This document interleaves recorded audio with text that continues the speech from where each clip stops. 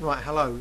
Talking about ways of collecting data. For example, you're going to survey a school, a community, about whatever you want to. You're going to have a way of gathering this data, recording it, then taking it back in order to do some maths with it, some statistics, and then to finally analyse it and reach some conclusions.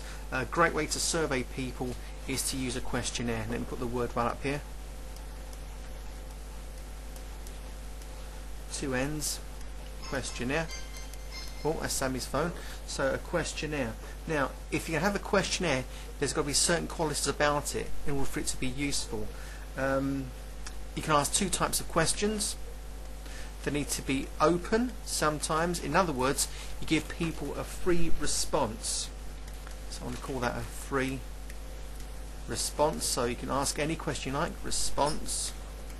And you give people the absolute liberty to say whatever you like. The trouble with that is they may say a lot of stuff and it can be hard to analyse it later on, or even to put down what people say into various groups that can be categorised. So it's a lot easier if you take your questionnaire and you construct your questions which are closed. Now, if you have a closed question, you're restricting the choices that people have, but you do provide people with various options. So for example, you may say, do tick one of these. So these are called options. Let me go further. So what's a good questionnaire? It's got to be easy to understand. So questionnaires got to be easy to understand, otherwise people won't understand your questions. First thing. It's got to be a short questionnaire, otherwise it will be so long and boring people may not be willing to answer your questions, or they may not be willing to answer it by themselves if you leave it in their hand. You should always give options. I've said that over there. Must always give options as far as possible. Your options must not overlap. I'll give you an example of that. Tick one of these boxes. How old are you? Under 10. That's an option, isn't it?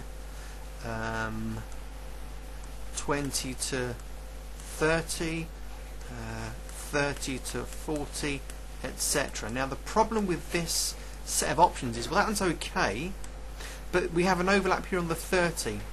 If I was a 30-year-old, and I'm not, I'm older than that, which box do I tick? Do I tick the 20 to 30 box, or do I tick the 30 to 40 box? In that respect, these options overlap, therefore that's poorly constructed. Alright, no overlaps. Also, have you noticed right here there is a gap in ages? Supposing I'm speaking to a 16-year-old and he does not have a box in which to tick, because this chap is 16 and he's not under 10, he's not between 20 and 30. So not only must there be no overlaps, there must be no omissions. To omit something is to leave it out. Have I spelled omissions correctly? Yes, I have. Well done me. So I get a tick for that. Right, so no overlaps and no omissions. And when you ask questions, let's just go back to black now. When you ask questions, they must not be biased. So these are some key things. So if I was to ask a question like, do you agree that the government is spending enough on the NHS? I'm always guiding you and leading you to say, yeah, I do agree. People would be too embarrassed to say, no, I disagree in that situation. So questions must be phrased in such a way that the person doesn't feel led into saying yes, or led into saying no, or isn't led into taking on the opinion of the person who's doing the interviewing or conducting the questionnaire. Alright, that's just not allowed. Alright, so questions must not be biased. You should avoid personal questions. So for example, if you really do need to know somebody's age, don't say, how old are you? People are quite happy to fill in an options box. So for example, like I did here, for example, people are quite happy to do that, but if you gave them a blank question, said how old are you, then they'll be a little bit embarrassed about that perhaps. So it mustn't be too personal. And finally, if you want to try out your questionnaire before you send it out, or however you want to do it, you ought to do a little pilot survey first. So let's put the word pilot survey here. This is really trying out your questionnaire. How good is your questionnaire? Is it understandable?